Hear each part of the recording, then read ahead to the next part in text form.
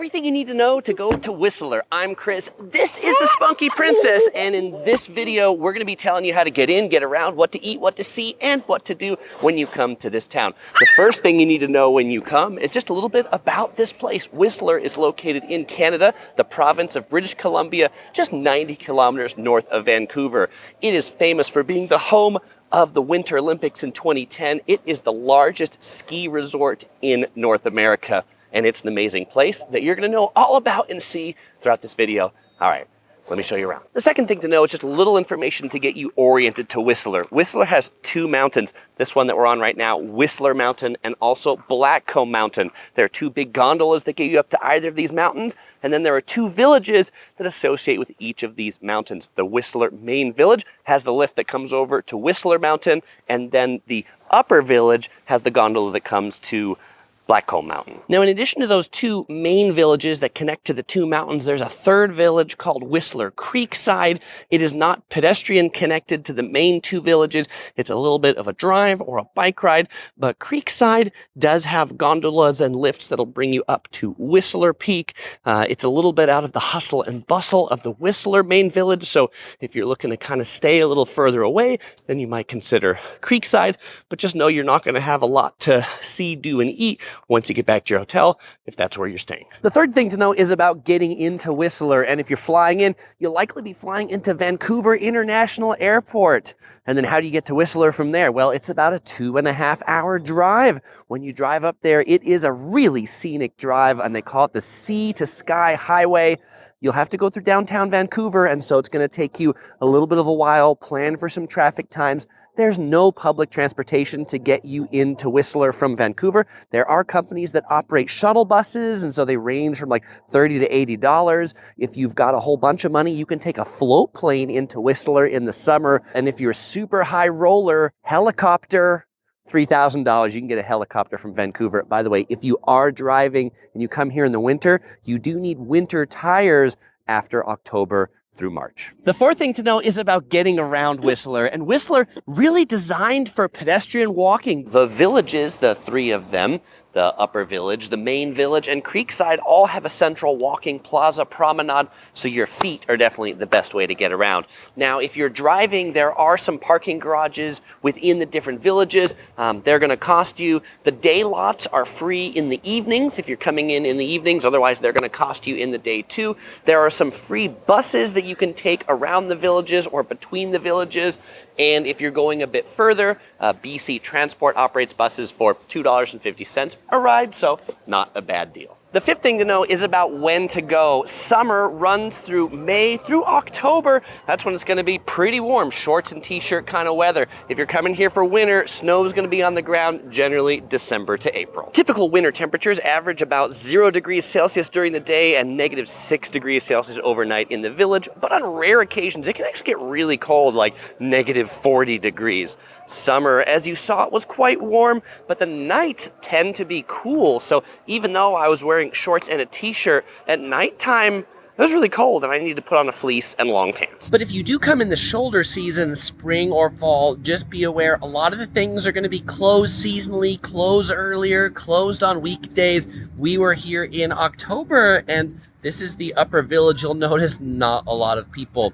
Good deals, no reservations needed to eat, but when we went to Portobello restaurant to have dinner, it was closed. They weren't open on weekdays because it's slow season. The next thing to know is about where to eat in Whistler, and the kind of neat thing is on top of both mountains, there are kind of cafeteria-style restaurants up here, burgers, fries, the usual things, but we're in Canada, so they've got poutine, which are gravy fries. You know, it's not cheap for 4 people.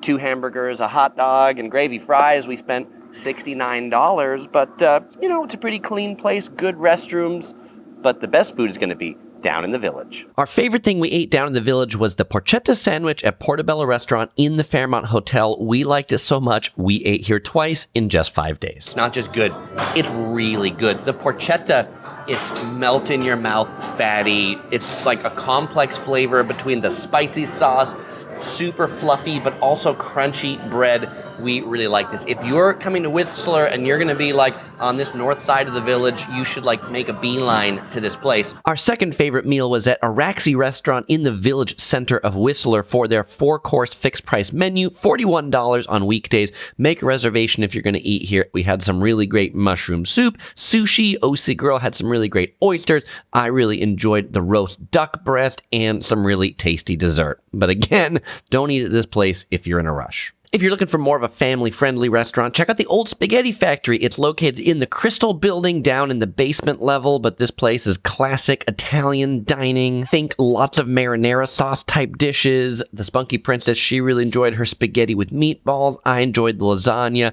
OC Girl always gets the pasta with Mazithra cheese and butter. Back over at the Fairmont Hotel in the Upper Village, we also enjoyed the Mallard Bar and Grill, where we got a seafood chowder that wasn't just clam, but had a really good flavor of salmon in it. OC Girl got the seafood pasta that had lots of fresh seafood in it that was peeled. For those of us that are lazy, not having to split open the mussels was quite nice. And then I got the 10-ounce prime rib that was cooked perfectly, juicy, and sufficiently meaty for yours truly. And if your accommodation has a kitchen or a kitchenette and you want to do some in-lodge cooking, well, there's plenty of grocery stores to suit you too. The next thing to know is about where to stay in Whistler. And the good news is that there are tons of hotels here that really range the spectrum from maybe not super budget, but at least mid-tier to upper tier.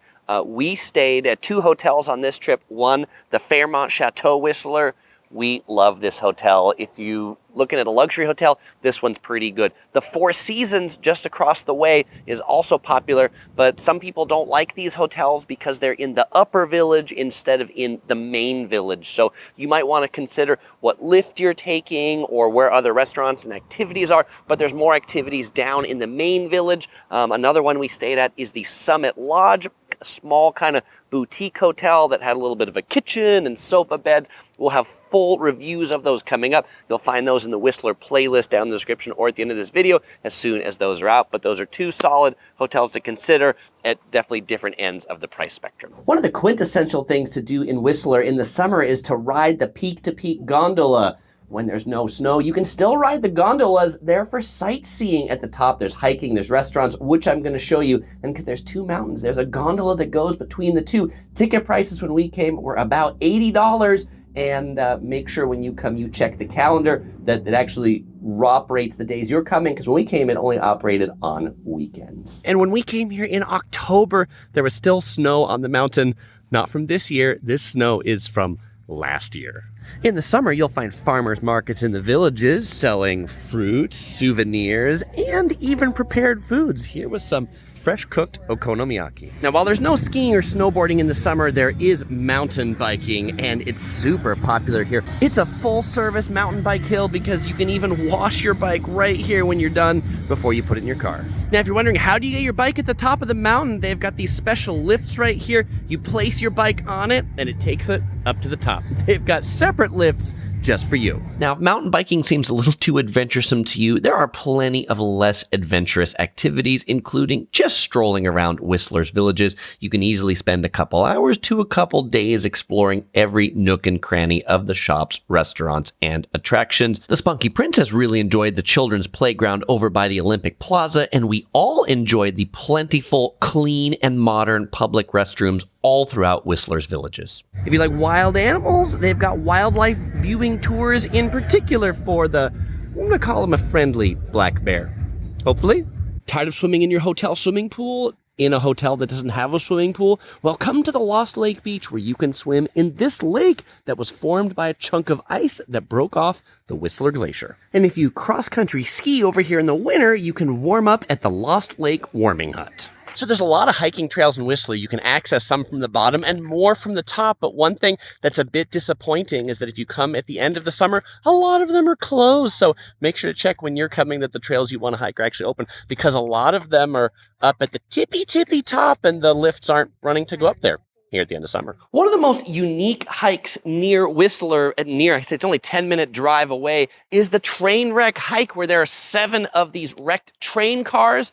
But really the coolest thing about this trail, in addition to the train cars, where you get to the trail itself has a bridge that crosses over a neat creek. The Spunky Princess really liked that bridge, and of all the bridges on this trip, the suspension bridges, that one was the coolest because it was like so close to the water. It's not long, but the just action of the water and the sound of it makes it really neat, and plenty of free parking too. There's also a lot to do around Whistler, and so now I'm going to talk to you about things that are about an hour drive from Whistler, starting with this one. This is the Joffre Lakes Provincial Park on the 99 away from Vancouver. The drive is just about an hour to get here, but these are some amazingly blue lakes. There are 3 of them that are here. This one is just a 5-minute walk from the parking lot. The second one, an hour and a half from the parking lot. The third one, about 2 hours from the parking lot. But it's a blue that I've never really seen anywhere else, and so this is pretty neat. If you do come here, you need to make a day pass reservation online 2 days ahead of time.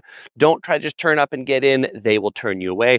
Bathrooms are pit toilets, no running water here. And no cell phone service either. Well, if you haven't had enough gondolas after that one in Whistler and you want to go more mountains because the Spunky Princess does, well, then you can go on the Sea to Sky gondola just south of Squamish. This one, it's a little bit cheaper than the one in Whistler. Parking down here is free, and the views of this are really cool too. Lots of hikes at the top and food, so we'll show you around what's up there. For one of the easiest hikes up here, hike the Spirit Trail. You cross the bridge, you make a loop around this hill, and within about 15 minutes, you get back to dropping your shoe. That's what happens. You get back to the gondola station where they've also got restaurants. You can picnic in another gondola. There's certainly more adventuresome hikes, but you know, with a 2-year-old, sometimes a 15-minute hike where you can lose your shoe, it's pretty good. So in addition to that Spirit Trail, there are 9 more hiking trails up here, but what's really nice about this compared to the Whistler Peaks is this place is super kid-friendly. Look, here at the end of the Spirit Trail, a kid's house. The Spunky Princess, she's in there. Maybe she'll emerge for this talking head shot. I don't know. But as compared to the Whistler Peaks, super not really that kid-friendly. An elevation difference, Whistler 6,000 feet here, 2,900 feet. So much lower elevation. Gondola ride, much shorter too. I think she likes this place better if you can hear by the squeals and the screams. So the Panorama Trail, it's basically a loop trail, but in the middle of the loop is this overlook. This overlook, this is why you hike this trail. This is why it's called a panorama. And standing here, I can't help but wonder, this view or the Diamond Head view better? I mean, looking out that way is a sea, looking out that way is the valley into 99. It's pretty cool. And I think it's worth the ticket price to come up here to see this view. The lunch, not so much, but that's okay. Now, if you can only go to one of these, which one should you go to? Well, if you like hiking, I think this one, Sea to Sky Gondola, is better because the trails are just better. There's more shade. If you want views, then definitely do the peak to peak one. I mean, it's cool. It's just like a modern technical marvel. This one, better hiking.